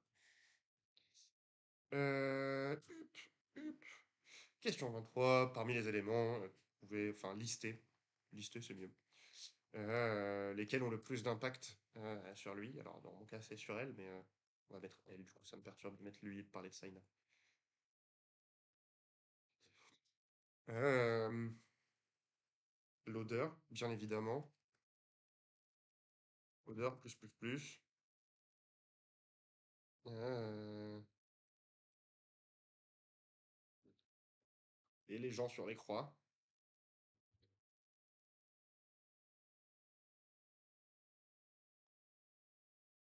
Parce que, bah voilà, ça pue la mort, et puis il y a des gens, il y en a qui sont en vie, il y en a qui sont morts, qui sont genre attachés à des machins. Je pense que ça attire l'essence, je crois, j'imagine. Et on continue. Donc, question 24. Quelle réaction émotionnelle ça va avoir? Donc là, on va avoir dégoût et colère. Plus, plus, plus. Enfin, ça va être dégoût juste pour l'odeur. Et dégoût et colère pour les gens sur les croix. Hup, hup, hup. Question 25. Quelles réactions physiques vont avoir lieu? Euh, Est-ce que je la fais gerber? Est-ce que Shaina, c'est le genre de meuf où face à ça, elle gerbe?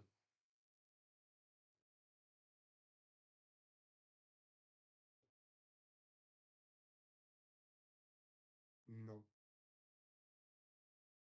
Mais haut le cœur à répétition. Et puis on verra bien comment ça marche, hein. Paf. Puis de toute façon, enfin, comme je disais, on- il y a souvent dans ces questions qu'on se pose, euh, il y a toujours, ou quasiment toujours, trop d'éléments qui sont donnés, qui vont pas être exploités, qui vont pas être développés, ou il en manque d'ailleurs, parfois. À quoi ça sert? En fait, ça sert à deux choses. Ça sert déjà à avoir l'embarras du choix le moment venu. Et puis de toute façon, c'est un atelier, donc je fais ce que je veux quand même. On est bien d'accord? Bref. Euh, et la deuxième chose, c'est qu'en fait, il y a des éléments qu'on va pas forcément mettre en avant, mais comme on sait qu'ils sont là, nous en tant qu'auteurs, et ben, à notre manière de décrire le truc, à notre manière de le mettre en place, le lecteur, sans avoir ces éléments-là, il va sentir. Et je sais vraiment pas comment le dire autrement, et je pense que vous tous, ça vous est déjà arrivé de lire un bouquin où on sent qu'il y en a beaucoup plus que ce qu'on voit. Que l'auteur, il fait des choix particuliers parce qu'il peut pas nous montrer toutes les maisons de la maison. Enfin, il peut pas nous montrer toutes les pièces de la maison. Il peut pas nous montrer, nous parler de chaque cadavre, il peut pas nous parler de chaque truc parce que ça servira à rien, parce que ce serait chiant, parce que ce serait juste abusé pour abuser. Mais par contre, on sent que ça va beaucoup plus loin. Et du coup, bah, il y a vraiment un truc, quoi. Oui, non, exactement. Exactement. Je vois de quoi tu parles, mon petit. Et du coup, pour les gens sur le croix, tension. Euh, ah bah non, non, non, non, non, non. Est-ce que... Non. Là-dessus, j'imagine ce temps, genre...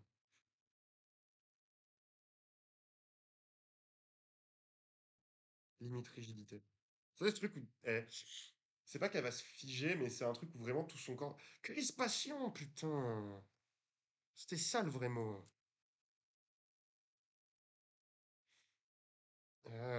Parce que forcément, quand on voit des gens sur des croix en train de mourir, je pense que sur le coup, on se crispe en mode genre... What the fuck. Quand on est une guerrière de la mort. Qui, j'entends. Moi, personnellement, je pense que je vois ça, je pars en courant ou je m'évanouis. Et je vomis avant. Voire je vomis en m'évanouissant, et du coup, je meurs parce que je m'étouffe sur mon vomi. Et voilà, fin de l'histoire. Ouais. Hup.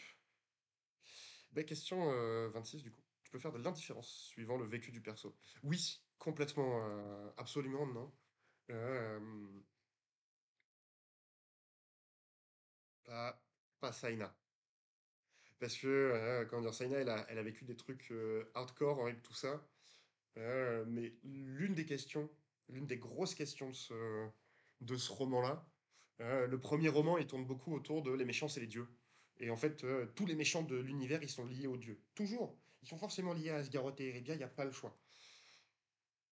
Le deuxième roman, il va poser un truc de genre, non, non, non, non, non, non. En fait, il y a des gens, c'est juste des enculés parce que c'est des enculés, et ils n'ont pas du tout de lien avec les deux dieux.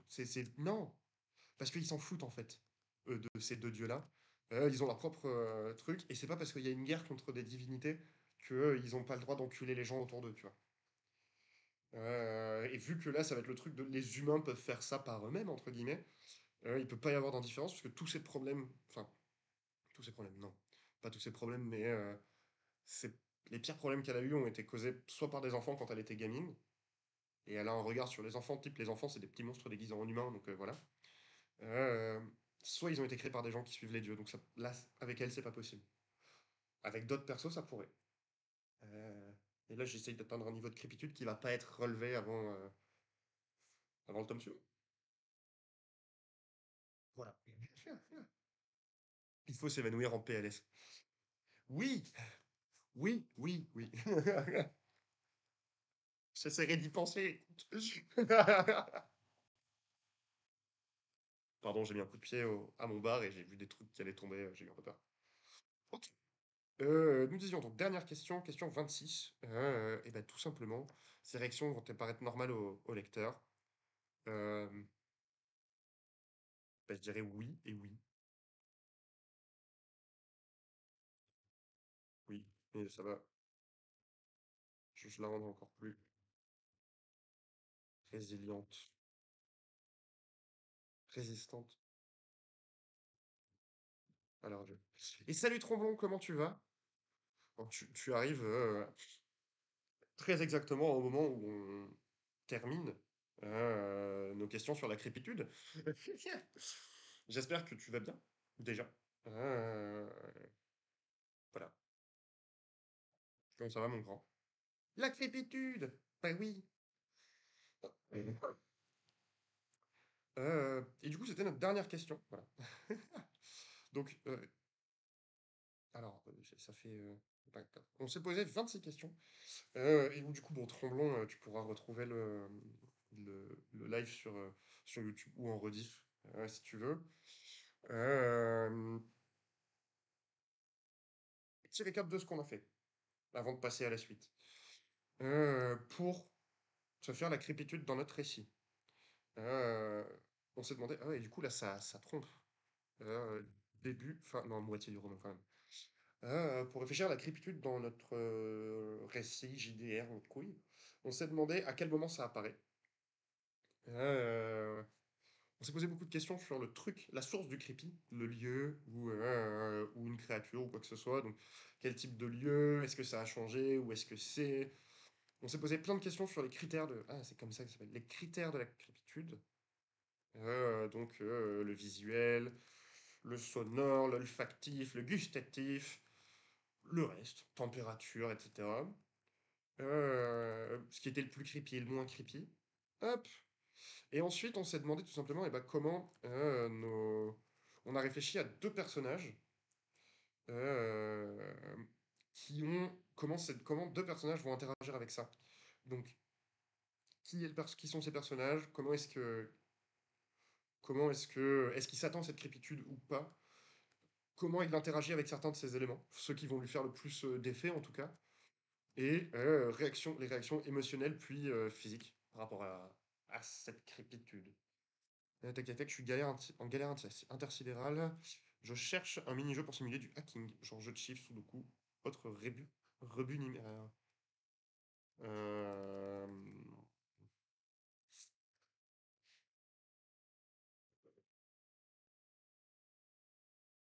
Tac, tac, tac.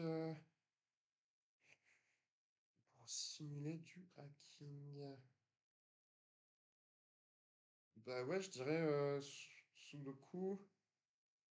Putain, tu sais, Alors, c'est des jeux assez basiques. Euh, je vais prendre une feuille. J'ai peut-être une idée d'un truc que tu peux préparer à l'avance et où. Enfin, tu verras. Tu vas voir, j'en ai pour une seconde le bras.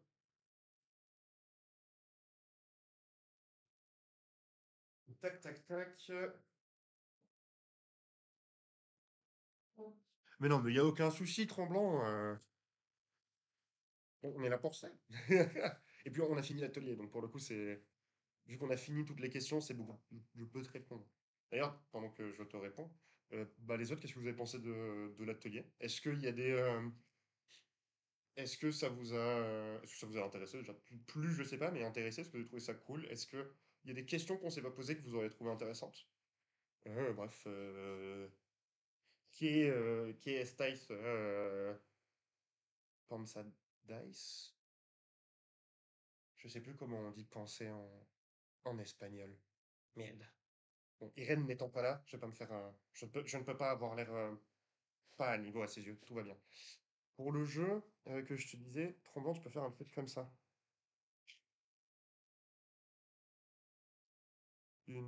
Alors, 1, 2, 3, 4, 5, 6, 7, 8, 9, 10.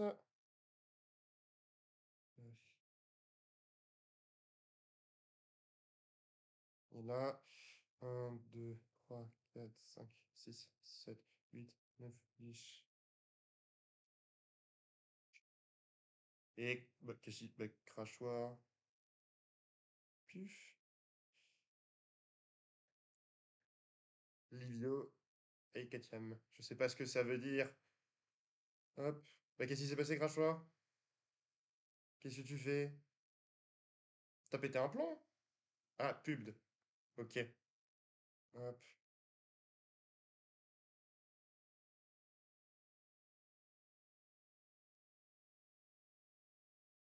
Ok. Désolé, ça a pris un peu de temps. Mon petit. Il est en pleine crise d'apoplexie. Sauvez-le.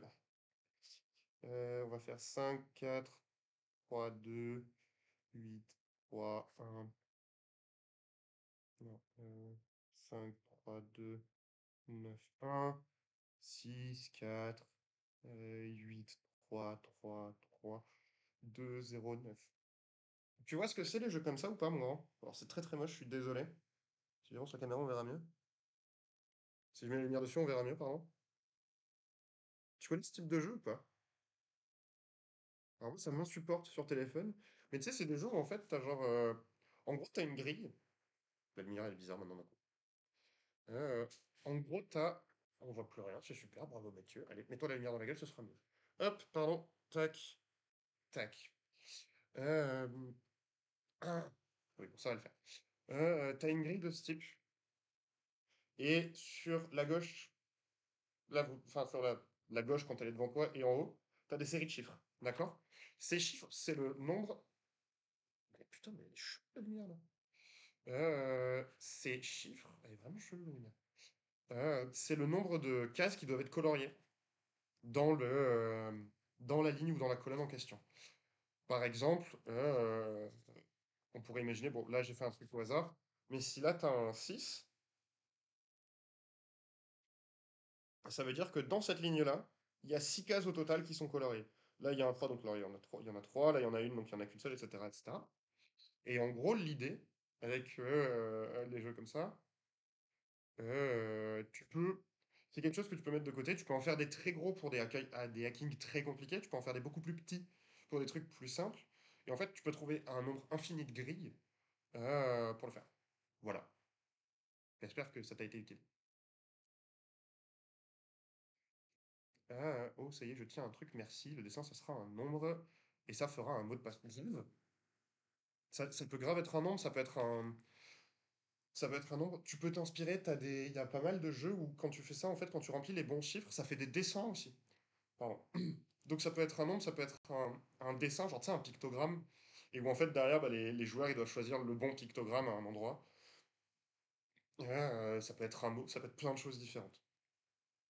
Et où tu sais, au niveau simple, au niveau facile, c'est genre des chiffres ou des lettres, donc en fait tu les trouves assez facilement.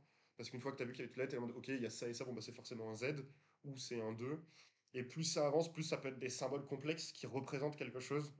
Et où tu peux avoir un truc par exemple de hacking où il y a une machine devant eux, et en fait en faisant le bon symbole, genre le symbole j'ai une connerie, mais c'est un flocon de neige, et ça leur permet de faire refroidir la machine ou d'activer un machin refroidissant les couilles, tout ça. Bah là en fait l'idée c'est que pendant que le joueur en train de hack le système fait son hacking, je continue à faire progresser. Comment il s'appelle le jeu? C'est un jeu, parce qu'il y a un... Ah, alors, il y a un jeu connu qui fonctionne comme ça. Enfin, où t'as les trucs des hackers et... C'est un jeu de ton cru? Alors, je retrouverai jamais le nom comme ça. Mais il y a un jeu assez connu qui fonctionne comme ça. Où est-ce que je pourrais le retrouver éventuellement? Non. Euh, non, c'est pas Cyberpunk. Euh, En gros, c'est un jeu, il s'appelle pas Cyberpunk. C'est un jeu qui est conçu, en fait, tu fais partie pas d'un gang, mais d'un truc enfin, c'est pas un gang, mais c'est un truc du genre, si je dis pas de bêtises. Enfin, tu fais partie d'une équipe. Et où en gros, c'est pas prévu pour faire des grosses campagnes, mais c'est prévu pour que chaque partie ce soit une mission particulière où tu dois aller récupérer des trucs dans un endroit. Et t'as genre quatre classes, entre guillemets. Les quatre classes, c'est genre éclaireur avec des flingues, machin, tout ça. En mode truc d'espionnage, machin high-tech. Samouraï. Samouraï high-tech. Et dedans, t'as les hackers, et où justement, les hackers, ils ont des. Le joueur, bon, il joue avec eux, il est en communication permanente avec tout le monde, mais techniquement, le perso reste en retrait, et il est là pour hacker plein de trucs. Permettre des nouveaux bonus, des machins, des trucs, tout ça. Mais voilà, t'as l'idée. Ça, c'est. La poubelle est fermée, donc je ne peux pas marquer en jetant dedans. Bref, euh, après ce petit interlude musical, pas du tout. On va repasser en discussion. Bah écoutez, l'atelier est terminé. C'est fini. L'atelier est terminé. J'ai pas plus de choses à vous faire faire. Euh, En soi, on pourrait, dans l'idéal, on pourrait se faire un rush derrière pour mettre en place ce qu'on a fait. Le truc, c'est que je, j'ai un début de migraine qui est en train de monter. Donc on va pas le faire. On va pas le faire parce qu'on n'est pas des connards. Donc on va s'arrêter là pour aujourd'hui. J'espère que ça vous a plu. Et avant de vous abandonner, du coup, parce que oui, je vous abandonne, je voulais juste savoir, est-ce que vous avez des idées, ou des demandes, ou des envies pour le prochain atelier? Que vous ayez participé ou pas à l'atelier du jour d'ailleurs. Mais voilà, dites-moi que j'ai pensé à lancer l'enregistrement. L'enregistrement est encore fait super. Mais voilà, est-ce qu'il y a des éléments d'un projet que vous aimeriez travailler? Est-ce que c'est un type d'ambiance? Alors on pourra faire plusieurs ambiances, on va pas en faire 5 d'affilée, euh, parce qu'on va s'ennuyer. La romance, ok. On va y réfléchir, ça va être quelque chose qui pourrait être fait, et c'est quelque chose qui s'applique à mon, à mon roman. Donc la romance, ça pourrait être cool, carrément. Euh, ouais, on fait romance la semaine prochaine. Peut-être on fait romance la semaine prochaine. Après, j'ai l'impression que la romance, c'est quelque chose sur lequel je suis pas encore assez OP. Euh, pour en faire un atelier tout de suite, tout de suite. Ça rentre dans la liste Tremblant. Euh, voilà. Non, j'ai détesté cet atelier. Oui, mais vu que c'est le jour des contraires, je sais qu'en fait t'as aimé. Enfin, soir. Ça veut rien dire. Tac, tac, tac. Donc voilà, je sais pas encore exactement quoi. Peut-être la romance. Je pense que si on fait la romance, je vais solliciter mes amis auteurs et autrices de romance pour leur envoyer genre ma méthode d'atelier, leur demander genre est-ce que ça marche du coup, d'après toi ou pas. Euh, et sinon on verra bien. Mais voilà, on a fait pas mal de trucs. On a fait pas mal de trucs, ferme ta gueule. Un audit d'atelier? Ouais, sûrement. Après, je vais sûrement, notamment à Ophélia, lui envoyer un message en mode hey, j'ai besoin de ton aide. Moi, je pense que ça marche comme ça pour faire un atelier sur la romance. Est-ce que d'après toi, ça marche ou est-ce qu'il y a des trucs que j'ai pas couverts? Bisous. Voilà. Euh, Bah, c'est tout, j'imagine. Merci à toutes et à tous d'être venus. J'espère que vous avez passé un bon moment. Moi, ça a été le cas. J'espère que mon accent légèrement nasalisé du fait de ma maladie a pas été trop chiant. Le cas échéant, je ne m'en excuse pas parce que c'est pas de ma faute et qu'on ne s'excuse pas soi-même en plus de ça. Euh, je vous dis à demain soir euh, pour le, pour le rush du lundi soir. Et la semaine prochaine, pareil, on n'aura pas de live mercredi, parce que j'ai des amis à la maison. Et à partir de la semaine suivante, on reprend le calendrier classique complet. Donc la semaine prochaine, ce sera lundi, dimanche sur Twitch et mardi sur Discord. Des bisous tout le monde, soyez sages, pas trop. Pensez pas trop à moi parce que c'est bizarre. Ciao, ciao.